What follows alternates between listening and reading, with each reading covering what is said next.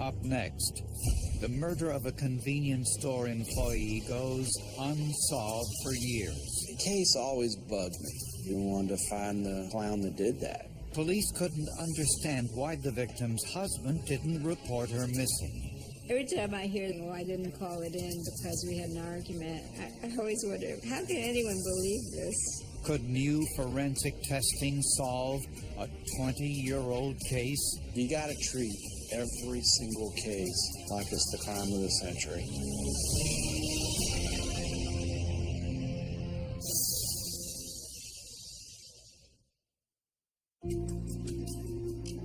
When Rod and Julie Estes started their life together in Jacksonville, Florida, as husband and wife, they had to figure out, like most couples, how to support themselves. Rod drove a truck for a plastics company. But the only job 21-year-old Julie could find was working the late shift at a convenience store near their home. She had graduated from high school, but she was a recent transplant to the Jacksonville area and needed that job to put food on her table. Convenience stores and gas stations were really the only things at night that were open that people would rob. I imagine sitting in that convenience store without any kind of modern-day surveillance or protection or panic button that she must have been fearful. Julie normally worked afternoons and evenings and closed the store at 11 p.m. But one night, a customer noticed the store was closed at 10:30, a half hour earlier than the closing time posted on the door. Police were asked to check it out. We shined our lights in the windows. There was absolutely no signs of foul play. Nothing was disrupted. Nothing was overturned. It just looked like somebody left the store. So we went back to work and went about our normal shift. The next morning, the daytime clerk opened the store and discovered it had been robbed. The floor safe had been open and appeared to be empty, and that the power appeared to have been cut off the night before. According to the owners, around $500 was missing from the safe. Police tried to find Julie, but she wasn't home. Surprisingly, Julie's husband said she never came home from work, and he admitted he hadn't reported her missing. He told me at that time that they had had a small argument before she left for work. And I'm like, well, you didn't call the police when she didn't come home for, 8 hours?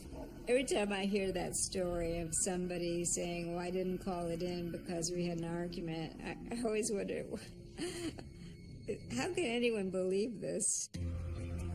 Later that morning, 4 miles from the convenience store, police found Julie's car in the woods, stuck in mud. The key was still in the ignition.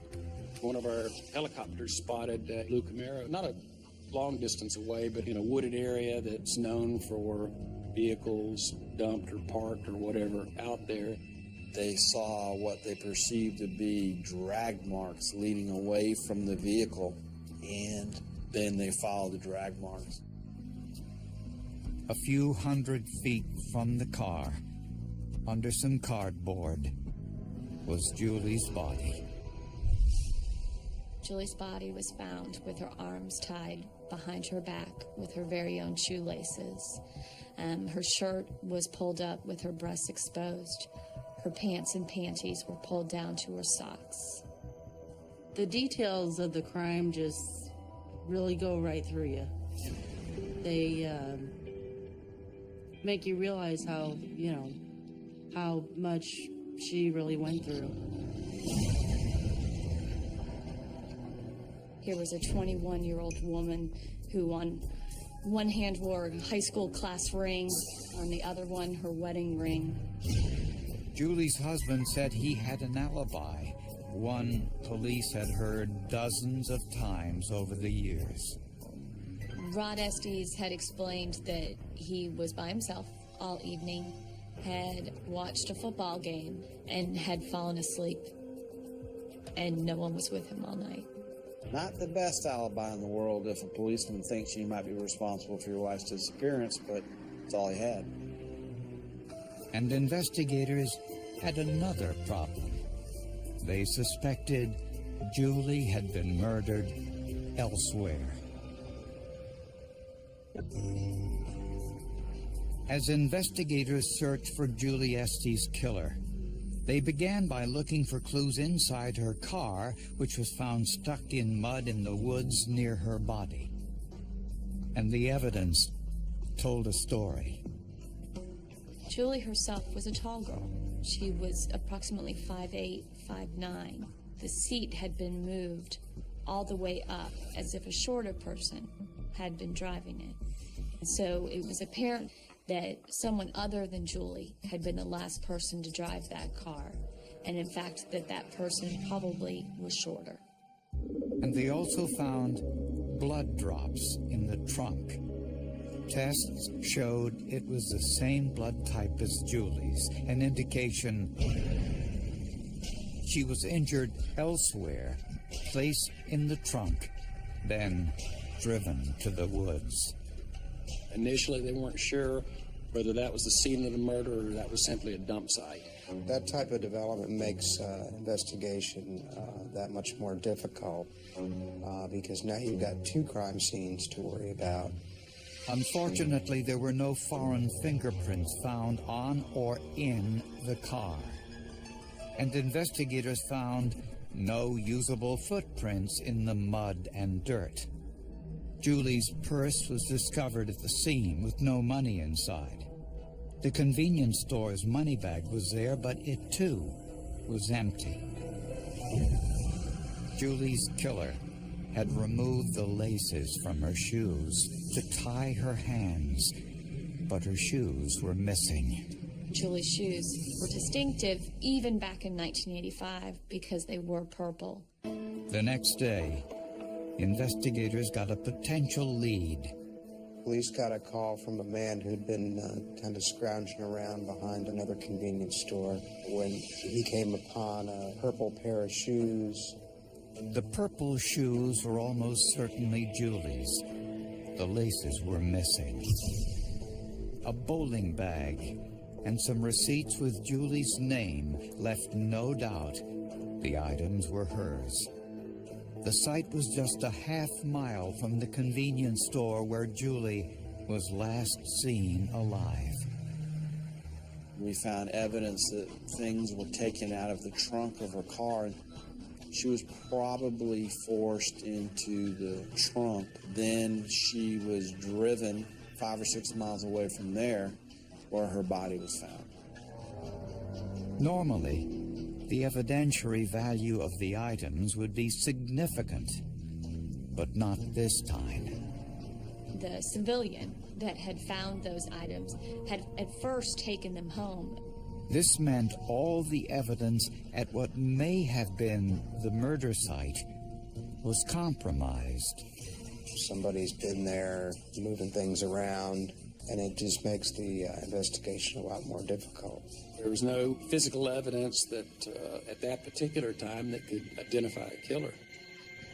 In the meantime, it didn't take long for investigators to eliminate Julie's husband as a suspect. When he was perfectly willing to take a polygraph examination, kept in contact with the officers trying to work this case, I think all suspicion was erased. But Julie's autopsy did provide some important information about the killer. The medical examiner found evidence of sexual assault. A rape test kit recovered biological evidence, presumably of the perpetrator. Unfortunately, DNA testing wasn't yet available. Crimes in 1985 were a lot harder to solve just based on technology. There are just certain things that we could yield DNA profiles from today you wouldn't be able to get back then. As the weeks went by and the number of leads started to dwindle, investigators continued to search for Julie's killer, knowing full well they had no forensic evidence to identify him. but it didn't stop them from trying. At this particular time, when this incident occurred, some weird things were happening in that area. 7 months before Julie's murder, the body of a missing 15-year-old girl was discovered just 3 miles away. Her body was so badly decomposed, the cause of death couldn't be determined. And 2 months before Julie's murder, a 10-year-old girl was found dead, hanging in a tree in the woods, just 2 miles from Julie's convenience store. Since these crimes happened within a radius of only 3 miles, investigators had a hunch they might be connected. We were going to want to find the clown that did that. Investigators wondered whether Julie Estes' murder might be connected to several other crimes committed in the area. Unfortunately, investigators had no evidence to link them. Right now, by today's standard, physical evidence is one of your top factors in reviewing a case. It's very significant, very important. They make the case. With no leads, no evidence, and no suspects, the trail of Julie Estes' killer turned cold. Julie's family started to believe her murder would never be solved. After a couple of years, I just gave up. I said, well, we're up here and they're down there, and, nobody cares. The case always bugged me, She went missing on my watch. And it bugged me. I mean, every time I drove by that store, I thought of her. And it bugged me. After a few years, Patrolman Frank Mackesy was promoted to Chief of Detectives with the power to recommend cases to the Cold Case Unit. Mackesy had always had a strong desire to solve this case. This is a case that had stuck with him and stuck in his mind through his whole career. So when the Cold Case Unit got involved, they broadened their search. They looked at every sexually motivated crime in the region and got a break. Just 2 months after Julie Estes' murder, 30 miles away in another jurisdiction, there had been another convenience store crime, almost identical to Julie's, except in this case, the victim survived. A 19-year-old convenience store worker, Carla Nobles, had just closed the store and given a ride to a young man she met in the parking lot.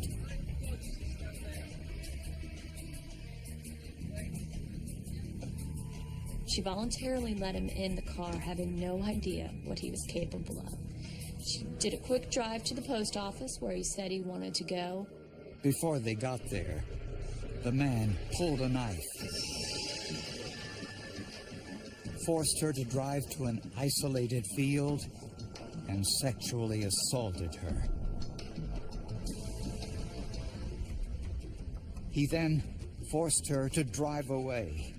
She was sure he was going to kill her because she could identify him. But then she saw the only chance to escape, a police officer directing traffic. What are you doing?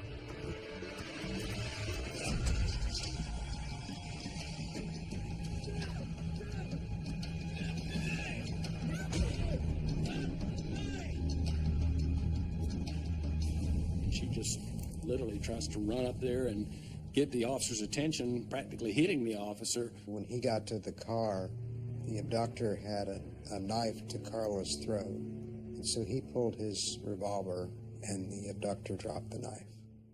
The man was identified as James Ellman. He was convicted for the crime and was currently serving a 22-year sentence in a nearby prison. And cold case investigators learned another startling coincidence. Elman had a close connection to the 10-year-old girl found hanging in the tree near Julie's store 2 months before Julie's murder. The 10-year-old was a half-sister of Elman. Investigators now wanted to test the biological evidence collected from Julie's rape test kit to see whether James Elman was her killer. But there was a risk. The test would consume all of the evidence. Unfortunately, sometimes you have to make a choice. You might have to run the entire bit of sample, but at the time, you're thinking this is the best technology available. Investigators decided their gamble was worth it. They consumed all of the semen that was contained in those slides, trying to get results. Results that, unfortunately, never showed who the killer was. This was a devastating setback. It's just shocking. It feels like you're hit with a ton of bricks. Then you gotta start over. It's like starting from scratch again. But investigators refused to give up. Elman has a rough history, and people around James Elman tend to die. Unfortunately, if Elman was Julie's killer, there was no longer any DNA to prove it. They used up all the evidence and found nothing that brought them any closer to a suspect. After years of searching for Julie Estes' killer, investigators were convinced they found him. He was serving time in prison for a similar crime committed 30 miles away.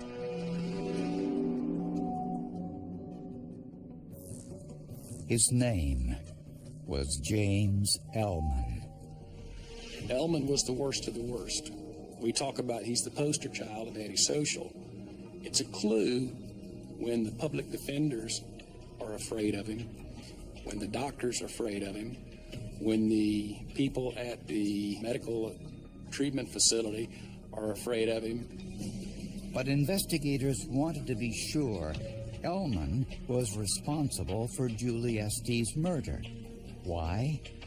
Because if he wasn't, Julie's killer was still on the loose. No, it's not always a Hollywood ending. Sometimes you don't get any results. Cases still go unsolved. So, 16 years after Julie's murder, the Jacksonville Police Department sent Julie's clothes to the U.S. Army Crime Lab in Forest Park, Georgia, one of the most sophisticated labs available. The item evidence included socks and her shirt and jeans, as well as other items from her sexual assault kit, which included like fingernail scrapings and other swabs. Scientists there were discouraged. All but one of the items had been analyzed and tested. The socks had never been tested, probably because nobody expected to find anything useful on them. The idea that forensic evidence could have transferred onto Julie's socks was remote. Nevertheless, analyst Brian Higgins examined the socks with light sources that cause genetic material to fluoresce. I was kind of like, wow, could these be actually semen stains? I was kind of surprised, actually, because it's not one of the more common places we would find semen. The areas were removed, then analyzed with a new DNA test that needed only a very small amount of genetic material. When DNA first started out, you needed a lot of DNA, and then it needed to be high-quality DNA. Nowadays, it can be very degraded, and we can have very limited quantities and still yield good results. Miraculously, the test generated a mixture of 2 DNA profiles, one female and one male. One was Julie's DNA, the other was the DNA of the killer. They were able to identify that DNA profile as the exact match to James Ellman. We were all ecstatic. I mean, it was an unbelievable feeling, and you know, that's the reward of cold case, when you have that piece that you never had before, and you're able just to put that one thing together, and you know, you've got the entire case. Investigators confronted Ellman in prison with the evidence. And I'm telling you that your DNA, that your semen is in the murder scene of this murdered girl. I'm telling you, I wasn't there. I don't know anything about this girl. If you're not there, how does James Ellman's semen get in the damn crime scene? How you gonna take something that's 20 years old from my refrigerator and take my blood today and then match it to that? Yes. Okay. Forensics can do that. I understand all that. But what makes you think that semen is mine? James Ellman is a monster that now sits behind bars. I always knew that there was going to be a day that they were going to say, we got it. This case is solved. Based on the DNA evidence, prosecutors believe James Ellman was probably walking by the convenience store where Julie Estes worked around 10:30 and noticed there were no customers inside.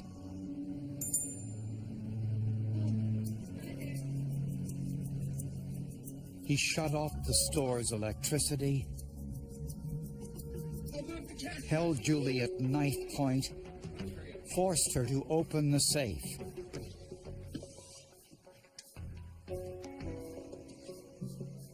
Then he made her drive a half-mile away to an area behind an unoccupied store. He used her shoelaces to tie her wrists, then raped and killed her.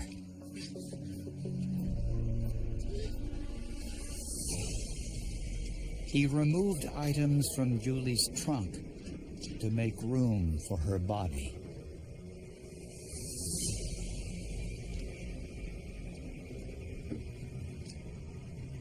Ellman drove to the woods, where he hid her body under some cardboard. The biological evidence from the attack was embedded in her cotton socks. Ellman probably wanted to keep Julie's car, but it got stuck in the mud, and he had to escape on foot. Authorities had plenty of suspicion, but no evidence to charge Ellman with his half-sister's murder. But after 17 years, there was plenty of DNA evidence to charge him with Julie Estes' rape and murder. It just was unbelievable that it would be the socks that would hold the true identity of her killer. And how would you want me to say? What would you really want me to say? I guess I just asked for an explanation. I mean, you know how forensics works. I can't give it to you. Well, the only reasonable explanation is that you're involved in the murder. No, that's not true. That's not true. That's definitely not true. Faced with a possible death penalty, Ellman decided to plead no contest to Julie Estes' rape and murder. In return, he was sentenced to life in prison with no possibility of parole. The lesson for criminals would be, no matter how long ago you did the crime, the forensic has a capability of solving it. If it wasn't for forensics in this case, the DNA and everything, I don't think that they would ever solve it. We always talked about if we ever got out, we were just going to have to, we'd be counting bodies. We believed he was that bad. You got to treat every single case like it's the crime of the century. And what I mean by that is you got to make sure that you don't take any evidence for granted.